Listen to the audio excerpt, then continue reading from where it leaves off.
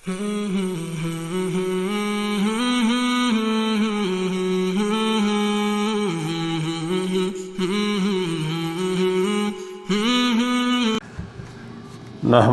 نصلی علی رسولہ الکریم، اما بعد فاعوذ باللہ من الشیطان الرجیم، بسم اللہ الرحمن الرحیم۔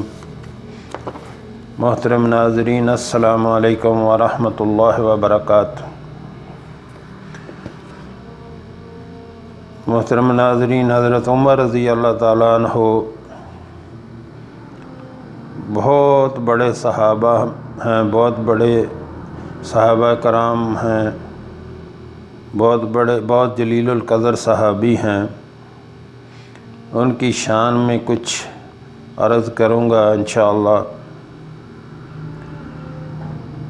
ہماری اتنی اوقات کہاں کہ ہم ان کی شان میں کچھ کہہ سکیں، لیکن کوشش کرنی چاہیے تاکہ ہمیں ان کی حیات طیبہ جو ہے اس کو پڑھ کر، اس کو سن کر، اس پر عمل کی توفیق مل جائے، تاکہ ہمارا بھی ان کے غلاموں میں شمار ہو جائے اور ہمارے لیے ان کی سنتوں پر، ان کے طریقہ کار پر چل کر زندگی گزارنا آسان ہو جائے اور ہمارے لیے مغفرت کا سبب بن جائے، کیونکہ کسی نے بھی دنیا میں نہیں بیٹھے رہنا، سب نے جانا ہے۔ جتنی بھی کوئی زندگی گزار لے، یہاں سے جانا ہے اور جانے سے پہلے تیاری کرنی ہے۔ امیر المومنین حضرت عمر رضی اللہ تعالیٰ عنہ نے کندھے پر پانی کی مشک اٹھا رکھی تھی۔ آپ نے موٹے کپڑے پہن رکھے تھے جس پر جگہ جگہ پیوند لگے ہوئے تھے۔ آپ قریبی کنویں سے پانی کی مشک بھر کر لاتے اور ایک بیوہ کے گھر پانی بھرتے جا رہے تھے۔ آپ کے جوتے بھی بوسیدہ اور ٹوٹے ہوئے تھے۔ آپ نے خلیفہ ہونے کے باوجود اس طرح کام کرنے میں کوئی شرم محسوس نہیں کی۔ آپ کا روزانہ کا معمول تھا کہ غریب اور بے سہارا لوگوں کے گھروں کا کام کر دیا کرتے تھے۔ جب تھک جاتے تو وہیں کہیں زمین پر پڑے سو جاتے۔ ایک دن آپ اسی طرح کام کرتے کرتے تھک گئے۔ جب تھکاوٹ سے بدن دکھنے لگا تو آپ رضی اللہ تعالیٰ عنہ نے مشک ایک طرف رکھی اور خاک کے فرش پر لیٹ گئے۔ آپ رضی اللہ تعالیٰ عنہ نے یہ بھی نہ دیکھا کہ زمین پر کوئی کپڑا بچھا لیتے۔ اگر آپ بچا لیتے۔ آپ رضی اللہ تعالیٰ عنہ اکثر مدینہ سے مکہ کی طرف سفر کرتے وقت راستے میں کبھی کوئی خیمہ یا شامیانہ نہ لگواتے، بلکہ کھلے آسمان تلے ہی رات بسر کرتے اور صبح بیدار ہو کر سفر کا آغاز کر دیتے۔ آپ رضی اللہ تعالیٰ عنہ انتہائی سادہ زندگی بسر کرتے تھے اور آپ کا کھانا بھی بہت سادہ ہوتا تھا۔ ایسا کھانا تو عام لوگوں کو بھی پسند نہ، ایسا کھانا کہ عام لوگ بھی کھانا پسند نہ کرتے تھے، مگر آپ رضی اللہ تعالیٰ عنہ بڑے شوق سے وہ کھانا کھاتے اور اللہ کا شکر ادا کرتے۔ ایک مرتبہ بیت المال کا ایک اونٹ گم ہو گیا اور اس سے بہت تلاش کیا مگر اونٹ نہ ملا۔ بیت المال کے ملازمین پریشان ہو گئے۔ اونٹ نہ ملا تو وہ خلیفہ کو کیا جواب دیں گے؟ یہ سوچ کر وہ اونٹ کی تلاش میں مصروف رہے، مگر اونٹ کسی طرح ملنے کا نام نہیں لے رہا تھا۔ اب تو پریشانی سے ان لوگوں کا برا حال ہو گیا۔ وہ جانتے تھے کہ حضرت عمر رضی اللہ تعالیٰ عنہ بیت المال کا ایک ایک پیسہ غریب مسلمانوں کا حق سمجھتے ہیں۔ اگر اونٹ نہ ملا تو خلیفہ ان پر ناراض ہوں گے۔ حضرت عمر رضی اللہ تعالیٰ عنہ کو اس کی خبر ہوئی تو آپ رضی اللہ تعالیٰ عنہ بھی دوسرے لوگوں کے ساتھ اونٹ کو تلاش کرنے لگ گئے۔ کبھی ادھر جاتے دیکھتے اونٹ کہیں بھی نہ مل رہا تھا۔ جب حضرت عمر رضی اللہ تعالیٰ عنہ بیت المال کا اونٹ تلاش کر رہے تھے۔ اسی دوران احنف بن قیس عرب کے چند اور رئیسوں کے ساتھ آپ رضی اللہ تعالیٰ عنہ کو ملنے کے لیے آئے۔ وہ سب یہ دیکھ کر حیران رہ کہ خلیفہ وقت آستین چڑھائے ادھر ادھر پھر رہے تھے، ایسے جیسے کچھ تلاش کر رہے ہوں۔ احنف بن قیس اور ان کے ساتھی یہ دیکھ کر بہت حیران ہوئے کہ یہ معاملہ کیا ہے۔ آخر انہوں نے ایک شخص کو روک کر پوچھا، بھائی کیا معاملہ ہے؟ تم سب بہت پریشان لگ رہے ہو، ایسا لگتا ہے جیسے کچھ تلاش کر رہے ہو۔ ہاں ایسی ہی بات ہے، اصل میں بیت المال کا ایک اونٹ کھو گیا ہے اور ہم سب اس کی تلاش میں مصروف ہیں۔ امیر المومنین بھی اسی اونٹ کو تلاش کر رہے ہیں مگر وہ اونٹ مل نہیں رہا۔ اتنے میں امیر المومنین حضرت عمر رضی اللہ تعالیٰ عنہ بھی ان کے پاس سے گزرے تو ایک شخص نے ان سے کہا، امیر المومنین آپ رضی اللہ تعالیٰ عنہ کیوں تکلیف کر رہے ہیں؟ کسی غلام کو حکم دے، وہ اونٹ تلاش کر دے گا۔ مجھ سے بڑھ کر اور کون غلام ہو سکتا ہے؟ یہ کہہ کر، یہ حضرت عمر رضی اللہ تعالیٰ عنہ کے الفاظ کہ مجھ سے بڑھ کر اور کون غلام ہو سکتا ہے، یہ کہہ کر دوبارہ اونٹ کی تلاش میں مصروف ہو گئے۔ امیر المومنین حضرت عمر رضی اللہ تعالیٰ عنہ نے خود بھی سادہ زندگی بسر کی اور دوسروں کی بھی اس کی تلقین کیا کرتے تھے۔ ایک مرتبہ امیر المومنین حضرت عمر رضی اللہ تعالیٰ عنہ بیٹھے ہوئے تھے کہ ان کے پاس حمص کے لوگوں کا ایک وفد آیا۔ امیر المومنین وقتاً فوقتاً سب سے باتیں کر رہے تھے، ان کی شکایت سن رہے تھے، ان کے مسئلے حل کر رہے تھے۔ اسی دوران چند لوگوں نے اٹھ کر کہا، امیر المومنین ہمارا حاکم یوں تو بہت اچھا ہے، اس میں کوئی برائی نہیں پائی جاتی، وہ عوام کا بہت خیال رکھتا ہے، ان کے مسائل حل کرتا ہے، مگر اس کی ایک بات ہمیں بہت بری لگتی ہے۔ حکمران جو ان کا تھا، جو عمر رضی اللہ تعالیٰ عنہ نے گورنر بنا کے بھیجا ہوا تھا نا حمص کے علاقے میں، اس کی بات کر رہے تھے کہ ہمارا حکمران بہت اچھا ہے لیکن اس میں ایک یہ برائی ہے۔ امیر المومنین نے چونک کر ان لوگوں کی طرف دیکھا، ان کے چہرے پر حیرت کے آثار تھے۔ انہوں نے کہا، تم کیا کہنا چاہتے ہو؟ امیر المومنین ہمارے حاکم میں صرف ایک برائی ہے۔ ان میں سے ایک شخص نے ڈرتے ہوئے کہا، برائی؟ مگر ابھی تو تم لوگ کہہ رہے تھے کہ اس میں کوئی برائی نہیں۔ امیر المومنین نے تیز لہجے میں کہا۔ وہ شخص گھبرا گیا اور سر جھکائے ہوئے بولا، ہاں امیر المومنین، اس کے علاوہ اس میں اور کوئی برائی نہیں کہ اس نے اپنے رہنے کے لیے محل بنوا لیا ہے۔ یہ سنتے ہی حضرت عمر رضی اللہ تعالیٰ عنہ غصے سے کانپ اٹھے۔ یہ کوئی معمولی بات نہیں تھی کہ جس پر امیر المومنین خاموش رہتے۔ انہوں نے اس شخص کو حمص کے لوگوں کا خادم بنا کر بھیجا تھا اور اس نے وہاں اپنے لیے محل بنا لیا، یعنی جس کو گورنر بنا کے بھیجا تھا، خادم بنا کر بھیجا تھا اس علاقے میں، تو اس نے جا کے اپنے لیے وہاں محل تعمیر کروا لیا۔ یہ سن کر حضرت عمر رضی اللہ تعالیٰ عنہ غصے سے آگ بگولا ہو گئے۔ انہوں نے فوراً ایک قاصد حمص کی طرف روانہ کیا اور اسے کہا، حمص میں پہنچ کر حاکم حمص کے محل کو آگ لگا دو۔ قاصد امیر المومنین حضرت عمر رضی اللہ تعالیٰ عنہ کا پیغام سن کر حمص کی طرف روانہ ہو گیا۔ حمص پہنچ کر قاصد نے لکڑیاں جمع کیں اور محل کے دروازے پر ڈھیر کر دیں۔ جب لوگوں نے یہ دیکھا تو باغم باغ حاکم حمص کے پاس پہنچے اور بولے، اے حاکم شہر، ایک شخص لکڑیاں جمع کر کے محل کے دروازے پر ڈھیر کر رہا ہے، شاید وہ محل کو آگ لگانا چاہتا ہے، آپ ابھی چلیے ورنہ وہ محل کو آگ لگا دے گا۔ حاکم حمص نے اطمینان سے جواب دیا، گھبراؤ نہیں، وہ امیر المومنین حضرت عمر رضی اللہ تعالیٰ عنہ کا قاصد ہے اور ان کے حکم سے ہی ایسا کر رہا ہے۔ پھر حاکم حمص خود چل کر قاصد کے پاس آئے۔ قاصد اتنے میں محل کو آگ لگا چکا تھا، محل دڑا دڑ جل رہا تھا۔ حاکم حمص نے قاصد کے پاس پہنچ کر امیر المومنین کا پیغام پڑھا۔ پھر مدینہ کی طرف روانہ ہو گئے۔ مدینہ پہنچ کر وہ حضرت عمر رضی اللہ تعالیٰ عنہ کی خدمت میں حاضر ہوئے۔ حضرت عمر رضی اللہ تعالیٰ عنہ نے اسے دیکھتے ہی حکم دیا، اس شخص کو 3 دن تک دھوپ میں کھڑا رکھو۔ وہ جو حاکم تھا، اس شخص کو 3 دن تک دھوپ میں کھڑا کر دیا گیا۔ چوتھے روز حضرت عمر رضی اللہ تعالیٰ عنہ اسے اپنے ساتھ ریگستان لے گئے۔ یہاں زکوٰۃ کے اونٹ بندھے ہوئے تھے۔ امیر المومنین نے حاکم حمص کو پہننے کے لیے ایک کمبل دیا اور امیرانہ لباس اتروا دیا۔ پھر انہوں نے حکم دیا، اب ان تمام اونٹنیوں کو پانی پلاؤ۔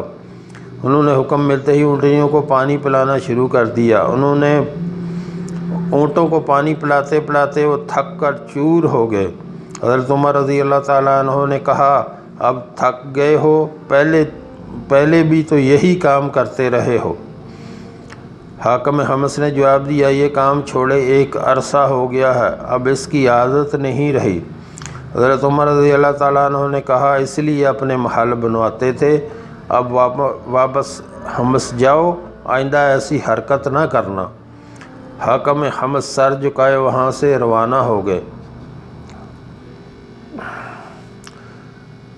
ایک واقعہ یاد آ گیا۔ گھوڑا سر پر دوڑتا جا رہا تھا، اس پر بیٹھے سوار کے چہرے پر تھکن کے آثار تھے۔ وہ شخص کیسر روم کا قیصر تھا اور کیسر روم کی طرف سے ایک پیغام لے کر مسلمانوں کے امیر حضرت عمر رضی اللہ تعالیٰ عنہ کی طرف جا رہا تھا۔ جب وہ قاصد مدینہ میں داخل ہوئے تو اس نے پوچھا، تمہارا بادشاہ کہاں ہے؟ میں ان سے ملنا چاہتا ہوں۔ لوگوں نے اس شخص کی طرف دیکھا تو پھر بولے، ہمارا کوئی بادشاہ نہیں ہے۔ قاصد نے حیرت سے لوگوں کی طرف دیکھا، مگر مجھے تو کیسر روم نے تمہارے بادشاہ کے پاس ایک پیغام دے کر بھیجا ہے، اب تم کہہ رہے ہو کہ تمہارا کوئی بادشاہ نہیں ہے۔ لوگوں نے یہ سنا تو مسکرا کر کہا، ایک دوسرے کی طرف دیکھا۔ پھر انہوں نے اس قاصد سے کہا، ہم سچ کہہ رہے ہیں، ہمارا کوئی بادشاہ نہیں ہے، ہمارے ہاں ایک امیر ہے جو شہر سے باہر گیا ہوا ہے، چلو اس امیر کا پتہ بتا دو، میں ان سے مل لیتا ہوں۔ قاصد نے تھکے ہارے لہجے میں کہا، ہمیں نہیں پتہ کہ وہ اس وقت کہاں ہے، ہاں یہ ضرور پتہ ہے کہ وہ شہر سے باہر گئے ہیں، تم جا کر تلاش کر لو۔ لوگوں نے یہ کہا اور وہاں سے چل دیے۔ قاصد حیرت سے ان لوگوں کی طرف دیکھنے لگا، اسے سمجھ نہیں آ رہا تھا کہ یہ لوگ کیسے لوگ ہیں اور کیا کہہ رہے ہیں۔ آخر اس نے امیر کو خود ہی تلاش کرنے کا ارادہ کیا۔ اس نے گھوڑے کو ایڑ لگائی اور شہر سے باہر جانے والی شاہراہ پر روانہ ہو گیا۔ سخت گرمی کے دن تھے، پیاس اور پسینے سے قاصد کا برا حال ہو رہا تھا۔ وہ گھوڑا دوڑاتا ہوا شہر سے کافی دور چلا گیا تھا۔ راستے میں اسے ایک شخص درخت کے سائے تلے سوتا ہوا دکھائی دیا۔ قاصد نے ایک نظر اس شخص کی طرف دیکھا اور اپنے سفر پر روانہ ہو گیا، مگر دور دور تک اسے کوئی اور شخص دکھائی نہ دیا۔ وہ پلٹ کر شہر کی طرف واپس آیا۔ راستے میں اسے ایک شخص ملا۔ اس نے اس سے امیر المومنین کا پتہ پوچھا تو اس نے بتایا، یہاں سے کچھ دور ایک درخت کے سائے کے نیچے ہمارا امیر آرام کر رہا ہے۔ یہ سن کر اس نے گھوڑا دوڑایا اور واپس اس درخت کے پاس آیا جہاں انہوں نے اس شخص کو سوتے ہوئے دیکھا تھا۔ وہ گھوڑا سے اتر کر آگے بڑھا۔ اس نے دیکھا ننگی زمین پر ایک شخص سو رہا ہے۔ اس نے اپنے کوڑے کا تکیہ بنا کر سر کے نیچے رکھا ہوا ہے۔ پسینے سے اس کا سارا جسم تر ہے اور پسینے سے زمین گیلی ہو رہی ہے۔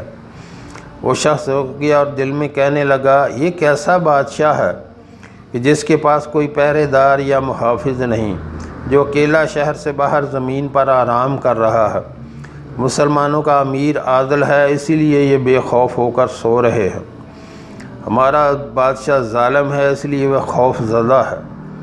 پھر وہ زیر لب بڑبڑایا، جس قوم کا بادشاہ ایسا ہو کوئی اس کو شکست نہیں دے سکتا۔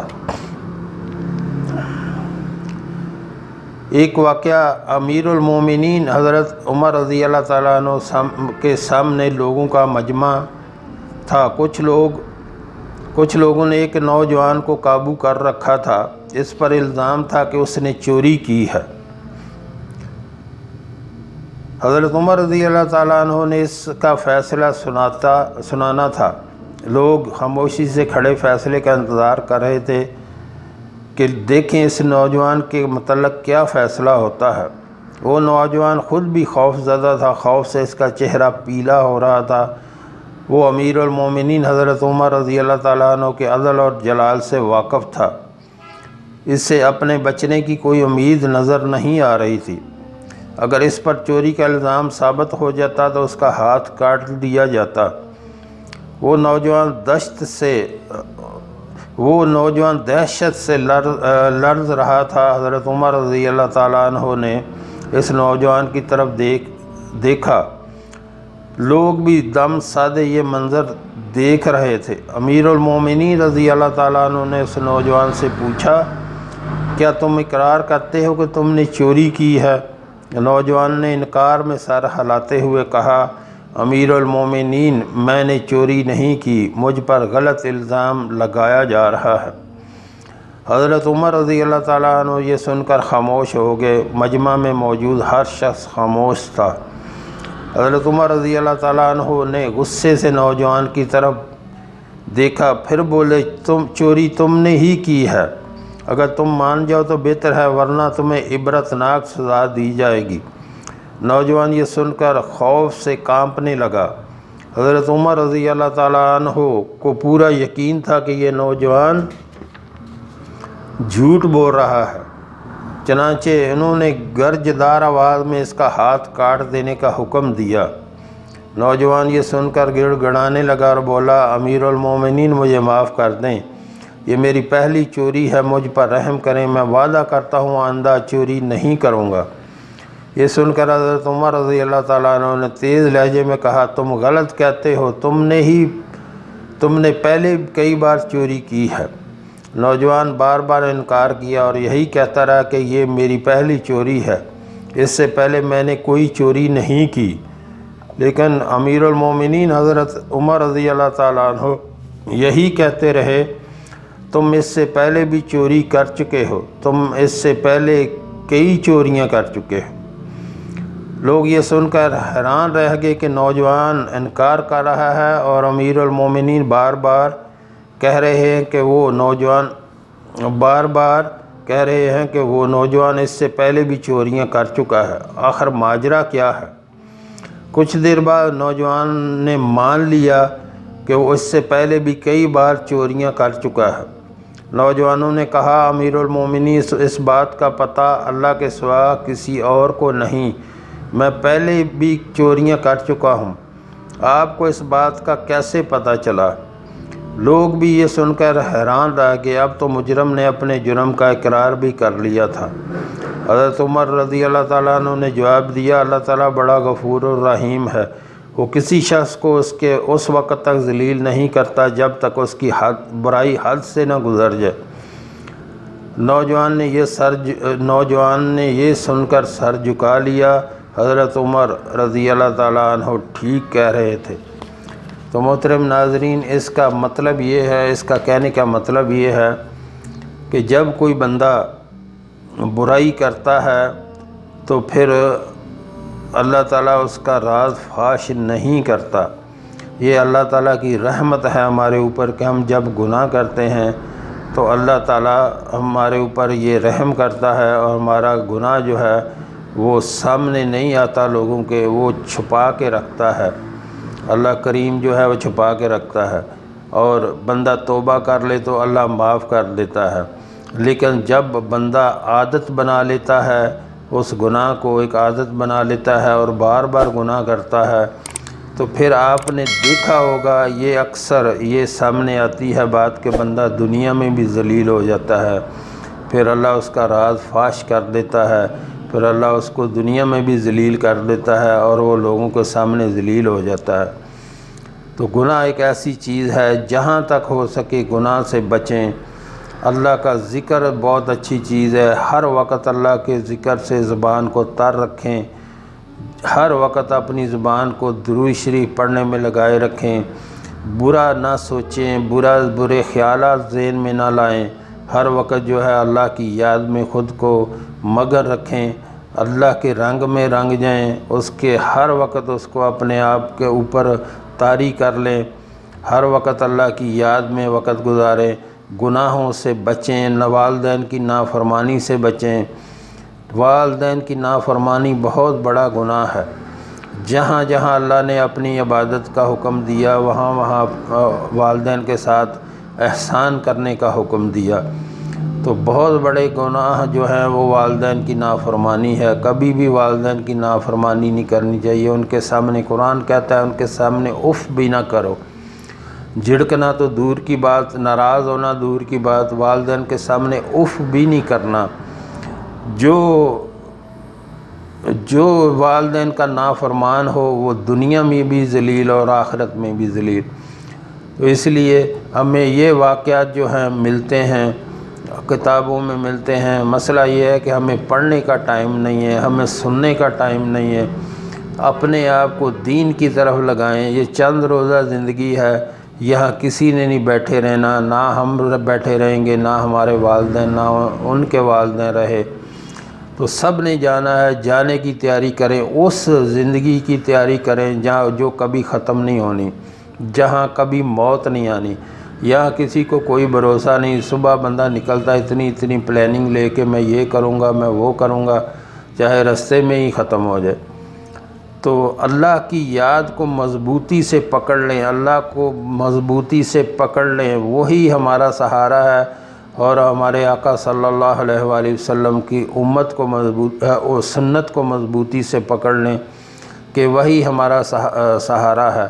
ان کے اقوال جو ہیں رسول اللہ صلی اللہ علیہ وسلم کے کہے ہوئے باتوں پہ عمل کریں اور ان کی سنت پہ عمل کریں تاکہ ہماری مغفرت ہو جائے انشاءاللہ۔ اللہ ہمیں اس پر عمل کی توفیق عطا فرمائے، جو ہم نے پڑھا، جو ہم نے سنا، اللہ ہمیں اس پر عمل کی توفیق عطا فرمائے۔ وآخر دعوانا الحمدللہ رب العالمین۔